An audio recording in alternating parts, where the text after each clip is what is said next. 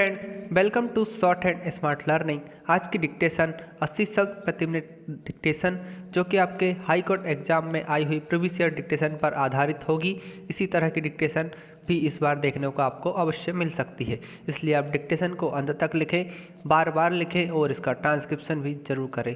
Dictation के PDF के लिए हमारे व्हाट्सएप पे टेलीग्राम ग्रुप को ज्वाइन कर सकते हैं, जिसकी लिंक डिस्क्रिप्शन में दी गई है। अगर आपने हमारे चैनल को सब्सक्राइब नहीं किया है तो सब्सक्राइब कर लें और साथ ही डिक्टेशन को ज़्यादा से ज़्यादा शेयर कर दें ताकि सभी लोगों तक डिक्टेशन पहुंच पाए। डिक्टेशन शुरू होगी 5 सेकंड बाद। स्टार्ट। विवाह, विच्छेद और अन्य कार्यवाहियों में प्रत्यर्थी को अनुतोष, विवाह विच्छेद या न्यायिक पृथक्करण या दाम्पत्य अधिकारों के प्रत्यास्थापन के लिए किसी कार्यवाही में प्रत्यर्थी अर्जीदार के जारकर्म, क्रूरता या अभित्यजन के आधार पर चाहे गए अनुतोष का न केवल विरोध कर सकेगा बल्कि वह उस आधार पर इस अधिनियम के अधीन किसी अनुतोष के लिए प्रतिदावा भी कर सकेगा।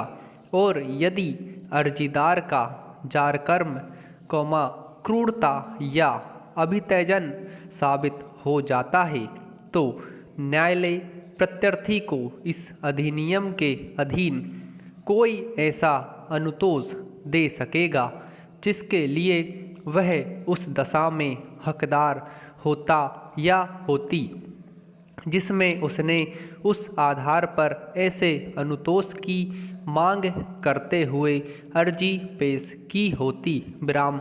बादकालीन निर्वाहिका डैश, जहां अध्याय 5 या अध्याय 6 के अधीन किसी कार्यवाही में जिला न्यायालय को यह प्रतीत हो कि पत्नी की कोई ऐसी स्वतंत्र आय नहीं है जो उसकी संभाल और उसके आवश्यक व्ययों के लिए पर्याप्त हो, वहाँ यह पत्नी के आवेदन पर पति को आदेश दे सकेगा कि वह पत्नी को कार्यवाही में पड़ने वाले व्यय तथा कार्यवाही के दौरान ऐसी साप्ताहिक या मासिक राशि दे जो पति की आय को ध्यान में रखते हुए न्यायालय को उचित प्रतीत हो। विराम।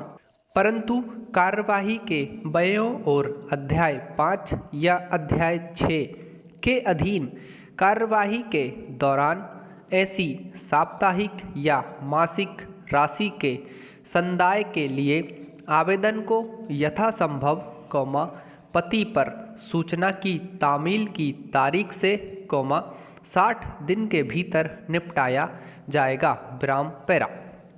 स्थायी निर्वाहिका और भरण पोषण डैश, अध्याय 1, 5 या अध्याय 6 के अधीन अधिकारिता का उपयोग कर रहा कोई न्यायालय डिक्री पारित करते समय या डिक्री के पश्चात किसी समय, उस प्रयोजन के लिए अपने से आवेदन किए जाने पर यह आदेश कर सकेगा कि पति, पत्नी के भरण पोषण और संभाल के लिए, यदि आवश्यक हो तो पति की संपत्ति पर प्रभार द्वारा, ऐसी सकल राशि अथवा ऐसी मासिक या कालिक राशि पत्नी को जीवन काल से अनधिक अवधि के लिए प्राप्त कराए, जैसी स्वयं पत्नी की संपत्ति को, यदि हो,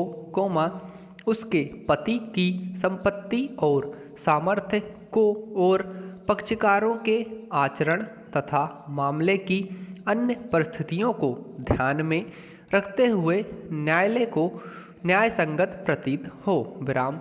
यदि जिला न्यायालय का समाधान हो जाए कि उसके उपधारा 1 के अधीन आदेश करने के पश्चात किसी समय पक्षकारों में से किसी की परिस्थितियों में तब्दीली हो गई हो, वह किसी पक्षकार की प्रेरणा पर, ऐसी रीति से जो न्यायालय को न्याय संगत प्रतीत हो, ऐसे किसी आदेश में फेरफार या उपांतर कर सकेगा या उसे विखंडित कर सकेगा। विराम।